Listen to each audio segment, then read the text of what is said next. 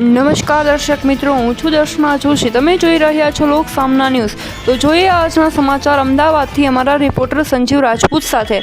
અમદાવાદ શહેરના વાડજ પોલીસ સ્ટેશનમાં ગત તારીખ 14ના રોજ પ્રદ્યુમન લુહાર નામના ઈસમે પોલીસ કંટ્રોલ રૂમમાં ફોન કરી ઇકો કારમાં શંકાસ્પદ પાવડર હોવાની જાણ કરી હતી. આ કંટ્રોલ મેસેજના આધારે વાડજ પોલીસની ટીમ તાત્કાલિક ઘટના સ્થળે પહોંચી હતી. ફોન કરનાર પ્રદ્યુમન લુહારે પોલીસને કારમાંથી અલ્પ્રાઝોલમ ડ્રગ્સની પાવડરની કુલ 10 પીડીકીઓ શોધી આપી હતી અને કારના માલિક વિરુદ્ધ કાર્યવાહી કરવાની માંગ કરી હતી. જો કે સમગ્ર ઘટનામાં પ્રદ્યુમન લુહારની ભૂમિકા શંકાસ્પદ લાગતા વાડજ પોલીસે આ બાબતે જાહેર જોગ નંબર 32/2025 મુજબનો ગુનો દાખલ કરી ઊંડાણપૂર્વક અને ખંતપૂર્વક તપાસ શરૂ કરી હતી. તપાસ દરમિયાન ખુલાસો થયો કે પ્રદ્યુમન લુહારે તેના ઓળખીતા મિત્ર સંજય ઉર્ફે ડીડીઓ લુહારની મદદથી કારના માલિકને એનડીપીએસ ગુનામાં ખોટી રીતે ફસાવવાના ઈરાદે ડ્રગ્સની પડીકીઓ ઇકો કારમાં મુકાવી હતી. વાડજ પોલીસે સમગ્ર ષડયંત્રનો ભેદ ઉકેલી સદર બનાવવામાં સંડોવાયેલા પ્રદ્યુમન લુહાર અને સંજય ઉર્ફે ડીડીઓ લુહાર બંને આરોપીઓને ઝડપી લઈ કાયદેસરની અને પ્રશંસનીય કાર્યવાહી હાથ ધરી. તારીખ 4 એપ્રિલ 2025ના રોજ વાડજ પોલીસ સ્ટેશન ખાતે એક માહિતી મળે છે કે દુધનાથ મહાદેવ મંદિર પાસે એક ઇકો ગાડી છે જેનો રજિસ્ટ્રેશન નંબર છે JJ1HY5232. આમાં કંઈક શંકાસ્પદ વસ્તુ પડી છે એ બાબતની માહિતી વાડજ પોલીસ ઇન્સ્પેક્ટરને આપવામાં આવે છે. તેના આધારે વાડજ પોલીસ જે શંકાસ્પદ ઇકો ગાડી જે પડી છે ત્યાં જાય છે અને માહિતી આપનાર જે વ્યક્તિ હતો એનું નામ હતું પ્રદ્યુમન સન ઓફ ભુડાભાઈ લુહાર.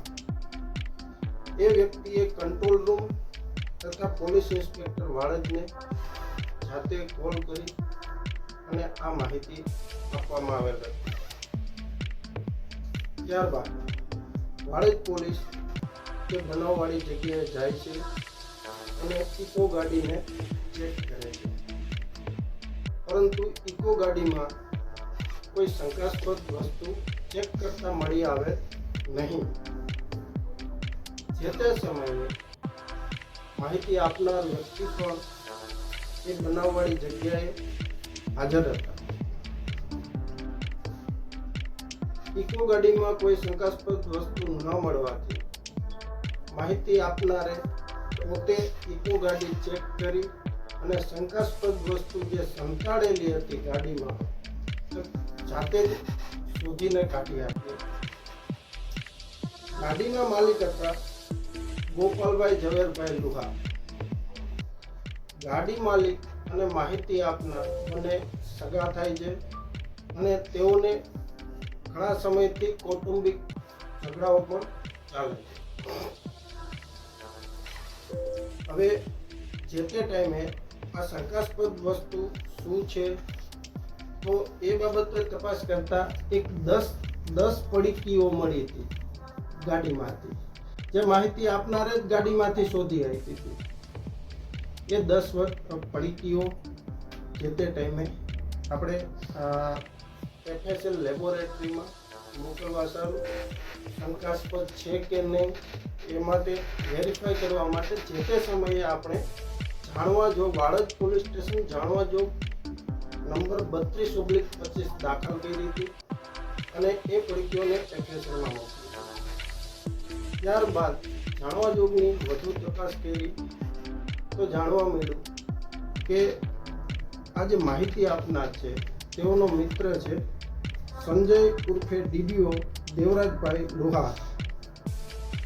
એના મારફતે આ ઇકો ગાડીમાં આ શંકાસ્પદ પડીકીઓ પ્લાન્ટ કરવામાં આવી હતી અને FSL રિપોર્ટમાં એ પડીકીઓમાં રહેલો શંકાસ્પદ જથ્થો હતો જે પાવડરનો એ અલ્પ્રાઝોલમ નામનો NDPS કાયદામાં પ્રતિબંધિત ડ્રગ્સનો જથ્થો મળી આવ્યો હતો એવું FSLમાંથી આપણે રિપોર્ટ મળ્યો. વધુ તપાસ કરી અને સંજયની પૂછપરછ કરી. એમાંથી જાણવા મળ્યું તો સંજયે કબૂલાત કરી હતી પોલીસ સમક્ષ કે આ જથ્થો જે છે એ મને આ માહિતી આપનાર છે પ્રદ્યુમન સુડાભાઈ લુહાર. એમણે આ ઇકો ગાડીમાં પ્લાન્ટ કરવા માટે જણાવેલું હતું, જેથી મેં આ ગાડીમાં ગોપાલભાઈ ઉપર NDPSનો કેસ થાય એ માટે મેં જથ્થો મૂક્યો હતો. ત્યારબાદ આપણે આ સંજયનો આપણે એલવી ટેસ્ટ કરવામાં આવ્યો હતો પ્રોફેસરમાં, અને ત્યાં એમણે સ્વીકાર્યું હતું કે આ પ્રદ્યુમને જે મને 10 પડીકી આપી હતી એ જ મેં ગાડીમાં સંતાડીને મૂકી દીધી હતી. ત્યારબાદ પ્રદ્યુમન જ માહિતી આપે છે કે ગોપાલભાઈની ઇકો ગાડીમાં આ શંકાસ્પદ જથ્થો પડેલો છે, તો જેથી કાયદેસર કાર્યવાહી કરવામાં આવે. જેથી જે તે ટાઈમે આપણે થોડું વાડજ પોલીસને શંકાસ્પદ વસ્તુ લાગી, જેથી જાણવા જોગ દાખલ કરી અને એ જાણવા જોગની તપાસમાં આખા પ્લાન્ટિંગ ડ્રગ્સનો કેસનો પર્દાફાશ કર્યો. જે આધારે વાડજ પોલીસ સ્ટેશનમાં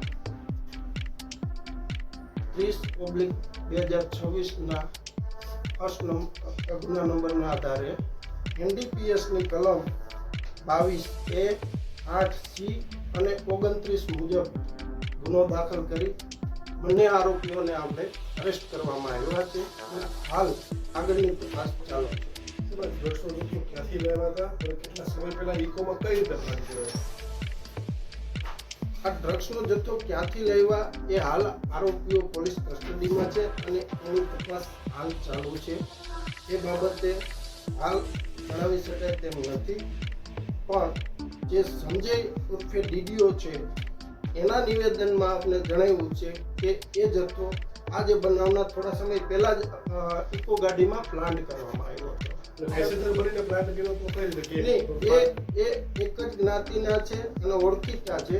એ આધારે સંબંધના નાતે ગાડીમાં બેસી અને ઓળખીતા હોવાના નાતે એને ગાડીમાં જથ્થો સંતાડી દીધો હતો. બંને વચ્ચે આ બંને પ્રદ્યુમન લુહાર તથા ગોપાલભાઈ લુહાર બંનેને કૌટુંબિક સંબંધો પણ છે અને સગા થાય છે, જેથી એ લોકોને વર્ષોથી બંને પરિવારો વચ્ચે નાના નાના કૌટુંબિક ઝઘડાઓ ચાલતા આવે છે.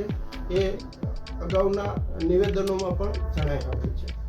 આરોપી બંને એક જે સંજય છે એ મજૂરી કામ કરે છે તથા આ જે પ્રદ્યુમન છે એ ઇલેક્ટ્રિકનું કામ કરે છે.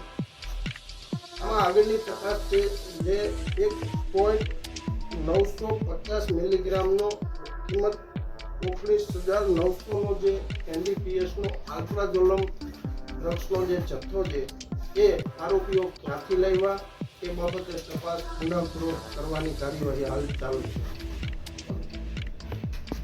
તો ફરી મળીશું એક નવા સમાચાર સાથે. ત્યાં સુધી જોતા રહો લોક સામના ન્યૂઝ.